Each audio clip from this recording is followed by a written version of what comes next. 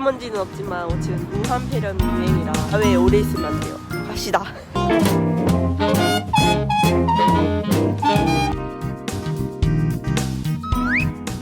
너 콧물 나오는 거 아니지? 어때? 나이스 뷰야? 사진 찍어줄까? 그래.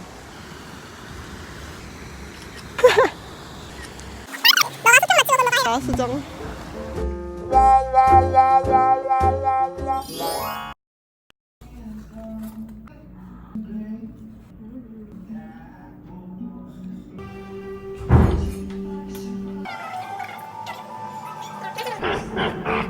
영상 제대로 타고 찍었는데 자, 여러분이 남겨드린 질문글로 Q&A 영상을 한번 찍어보도록 하겠습니다. 안녕하세요. 제가 4년 동안 근무하면서 틈틈이 찍은 영상들로 물리치료 아니야. 아 이거 대본을 써야겠다. 안 되겠다. 진짜 꺼져! 옥동아 오글거려서 못하겠어. 다시 해볼게. 나 이러다 유튜브 스타 되는 거 아니야? 유튜브 구독자 100명 넘기 힘들던데. 안녕하세요. 물리치료사 Q&A 영상으로 다시 찾아온 소원입니다. 따로 Q&A를 위해 질문글은 받지 않았고요. 여러분들이 질문 형식으로 남겨놓은 댓글들을 모아서 글에 추가 보완하여 Q&A로 다시 찾아왔고요. 그럼 시작해보겠습니다. 첫 번째, 소원님은 물리치료사가 된 이유가 뭐 때문이에요?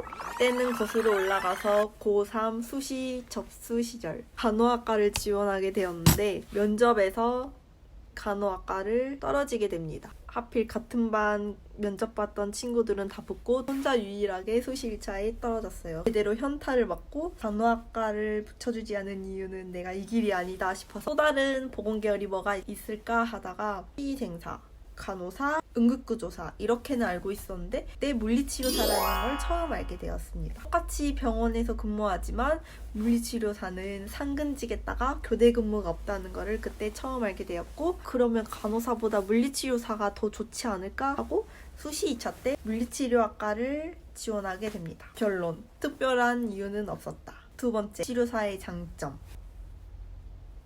장점으로는 영상들에서 몇 번 말씀드렸다시피 4년차 물리치료사가 될 때까지 이직을 되게 자주 한 편이었는데 첫 번째로는 도수운동센터, 두 번째는 신경외과에서 1년, 준종합병원 물리치료실, 비급여 항목에 대한 물리치료를 많이 했어요. 힐트 레이저, 고주파 치료, 중격파, 그때 CPM이라는 관절 운동 기계를 처음 사용했었고 종합병원이라면서 되게 적응하기 어려웠던 기억이 있습니다. 그 후 그 준종합병원을 퇴사한 후로 저는 알바도 재활, 일반 치료 알바를 지금까지 해왔고 결론, 이직이 자유롭다. 다른 직업군에 비해 병원 취업이 쉽다. 그리고 지역 이동이 자유롭다. 또한 전남권에서 대학교를 나와서 서울로 취직한 케이스입니다. 세 번째, 물리치료사 알바만 하는 이유. 일단은 준종합병원 퇴사 후에 저는 좀 쉬엄쉬엄 일을 하고 싶었어요. 체력적으로 되게 힘들고 좀 쉬어가는 시간을 가져야겠다. 여행과 어학연수 준비를 위해 지금 잠깐 생활비 벌 명목으로 물리치료 알바를 하고 있습니다. 아마 물리치료 영상은 이번 달까지가 마지막일 것 같고요. 그 이후로는 다른 영상으로 여러분들을 만나뵐 수 있을 것 같습니다. ICT 우리 거랑 똑같아요. 크크크. 목견인 앉아서 하는 건 처음 봐요. 저는 누워만 하는 거 해봐서. 저는 둘 다 사용해봤는데 개인적으로 누워서 하는 목견인보다 앉아서 해드리는 목견인이 저는 좀 더 쉬웠어요. 누워서 하는 목견인, 앉아서 하는 목견인 둘 다 사용해봤는데 개인적으로 저는 누워서 하는 것보다 앉아서 하는 목견인이 좀 더 치료사에 손이 덜 가고 제가 해드리기 편했습니다. 누워서 하는 건 이렇게 눕혀가지고 목 이렇게 스트랩 해가지고 너무 목젖 눌리지 않게 체중에 맞춰서 설정도 해야 되고 앉아서 하는 목견인은 스트랩을 턱에 끼우고 턱만 맞춰서 스타트 누르기만 하면 끝입니다. 하지만 견인 맞는 환자들은 아무래도 가만히 누워서 맞는 목견인이 좀 더 편하시겠죠? 치료과 입시에 대한 상에 대해 다뤄주실 수 있나요? 치료 학과를 떠나서 해마다 모든 대학과 과에 대한 입시 기준은 바뀌기 때문에 이거는 제가 전문가가 아니기 때문에 입시에 대한 건 제가 감히 말씀드리기가 어렵습니다. 원하는 지역에서 물리치료과가 있는 대학을 기준으로 그 대학의 입시 조건이 어떤지 미리 확인해보고 부터 천천히 차근차근 준비하시는 게 가장 좋을 것 같아요. 그리고 이것도 은근히 많이 질문을 하셨는데 미리 해부학이나 생물에 대해 공부를 하면 좋은지 여쭤보시는 분들이 많으셨습니다. 개인적으로 굳이 대학교 3년, 4년 내내 지겹게 공부하실 건데 미리 공부하실 필요는 없다고 생각합니다. 어차피 지금 공부해도 다 까먹고 동기랑 다 같이 남아서 쪽지 시험 연습하고 서로 물어봐주면서 오랄 테스트 해주고 하는 게 가장 효과적인 공부 방법입니다.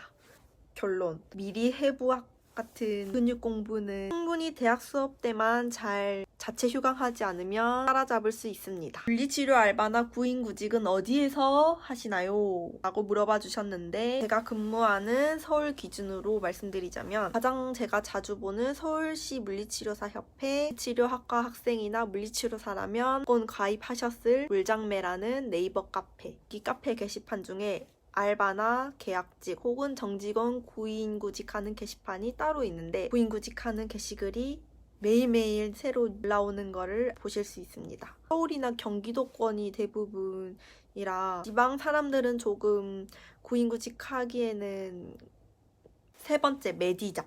모든 의료 계열이라면 메디잡. 그리고 사람인, 인쿠르트, 워크넷 이런 여러 가지 구인구직 사이트가 있는데 거기까지는 굳이 들어가 보진 않고요. 하나를 말씀드리자면 지역마다 네이버 밴드가 있는데 전남권은 아마 전남 물리치료협회 같이 네이버 밴드가 있을 거예요. 전남권에 근무하는 물리치료사 선생님들이 가입할 수 있고 대한 물리치료사 협회에도 아마 구인구직 글이 있는 걸로 알고 있는데 한번 대한물리치료협회가 있나?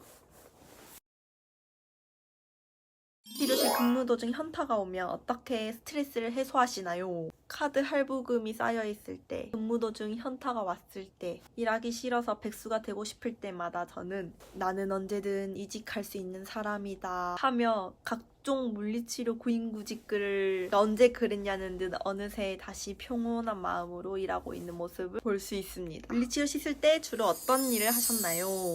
더워. 먼저 대학병원 4주, 운동센터 4주 이렇게 총 4주씩 2군데를 실습을 다녀왔고 치료실 1주, 정기치료실 1주 이렇게 2주간 신경계 운동치료실 2주 대학병원에서 4주간 실습을 다녀왔습니다. 치료실에서는 월풀 치료를 하시는 환자분들에게 월풀 사용법 설명을 도와드렸고 바닥에 떨어진 물기를 잘 닦아서 환자분들이 혹시나 치료 후에 환자분들이 사용한 타월이나 아니면 옷 갈아입는 데를 뭐라 하지? 아 맞아. 탈의실로 수치료실에서 선생님이 환자분들 치료해주는 걸 하는데 일주일을 보냈고 솔직히 수치료실에서 실습생이 할 일은 별로 없었어요. 전기치료실에서는 주로 뇌졸중으로 인해 안마비로 스트롭이 된 환자분들에게 발목 치료를 도왔는데 능적 전기 자극치료인 FES로 발목 TA 머슬을 잡아서 이렇게 발목 도지 플래셔 하는 거를 도왔습니다. 그 외에는 ICT 스펀지 빨기, ICT 선 정리, 헤드 정리, 전기 핫팩 전원, 키고 끄기, 원적외 전기, 파라핀 간단한 것들 조금 보조해주고 휠체어에서 이제 이동이 어려운 분들, 환자분들 트랜스퍼 하는 거 좀 옆에서 보조해주고 그 외에는 서서 선생님 치료하는 거 보고 자리 정돈하고 겔 채우고 뭐 이런 보조적인 업무를 도왔거나 그때는 항상 메모지 들고 다니면서 선생님들이 주로 질문하신 것들 메모해서 그날 실습이 끝나면 질문하신 것들 찾아서 답변할 준비하고 또 그 다음날 괜히 물어볼까봐 미리 좀 연습해 가고 그랬습니다. 신경계 운동치료실에서는 환자분들 보행하는 훈련들 옆에서 락상하거나 아니면 떨어져서 다칠 위험이 있기 때문에 혼자 하기에는 조금 성인 남성분들 같은 경우는 체중도 많이 나가고 덩치도 크시기 때문에 우리 실습생들이 조금 옆에서 보조하거나 이동하는데 장애물이 되는 치료기기나 휠체어 같은 것들 운동치료 끝나고 병동으로 이동하면 환자분들의 각질이나 아니면 머리카락, 치료 소도구들이 매트에 지저분하게 널브러져 있는데 물티슈로 닦아서 에베베베 하지. 운동센터는 카이로프랙틱을 주로 하셨는데 카이로프랙틱은 저희가 뭐 배운 것도 없고 할 수도 없었기 때문에 옵저를 주로 하였고 제가 어느 날 목에 담이 심하게 걸린 적이 있었는데 카이로프랙틱을 선생님께서 한 3일을 꾸준히 아침마다 해주셨어요. 금방 목 담이 나았다는 이야기가 전해지고 있습니다. 조갑을 두 눈으로 직접 보면서 보행 연습을 할 수 있는 보행 분석 트레밀이 있었는데 보행 분석 트레밀이 되게 인기가 좋았어요. 왜냐하면 걸음걸이가 이상하신 분들은 대부분이 발바닥에 조갑이 어느 한쪽으로 발끝으로만 걷는다든지 몸치를 쿵쿵쿵 찍으며 도장 찍듯이 걷는다든지 그런 보행을 교정하고자 하는 목적으로 오시는 분들이 대부분이어서 직접 두 눈으로 보며 걸을 수 있는 보행 분석 트레밀이 인기가 좋았습니다. 천장에 매달려 있는 슬링을 이용한 치료, 소독을 이용한 운동 방법 교육 이런 걸 주로 하였고 주마다 선생님과 실습생이랑 다 같이 모여서 그 주에 있었던 환자분들의 케이스, OMPT 교육들 이런 걸 저희에게 교육하는 그런 시간을 가졌습니다. 토익이나 컴마를 준비하려는데 취업할 때 도움이 될까요?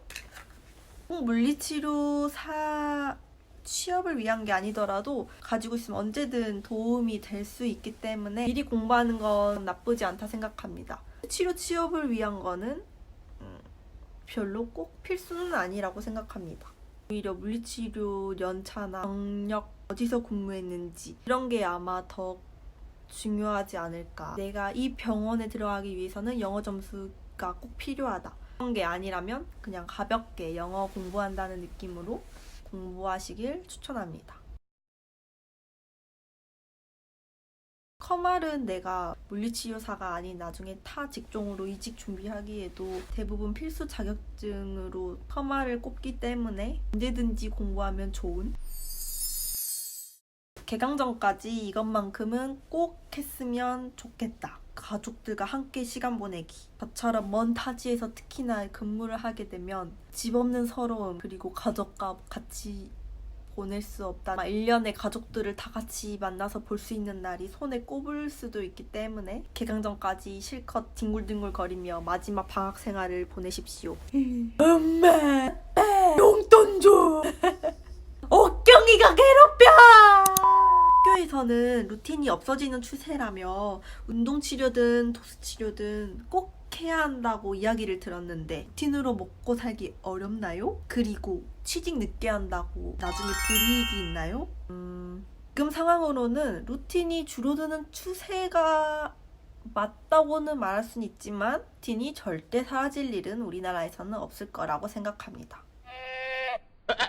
당장에라도 가벼운 접촉사고가 나도 내가 이렇게 다쳐서 치료를 했어요 라고 증명하려면 물리치료를 받은 치료 기록이 있어야 해서 TA 교통 환자분만 해도 하루에 몇 분이 오시는데 과연 일반 루틴 통증 물리치료실이 사라질까요? 치료를 하더라도 전기치료를 함께 병행하여야지만 도수치료로 틀어진 좌우 불균형 체형을 정한 채 운동으로 그 바른 체형을 굳힐 수 있고 전기치료로 통증을 줄이고 조절할 수 있는 그런 치료를 해드리는 건데 치료실에 도수 운동만 있는 병원은 아마 없을 거예요. 운동센터이지 내가 물리치료실에 가면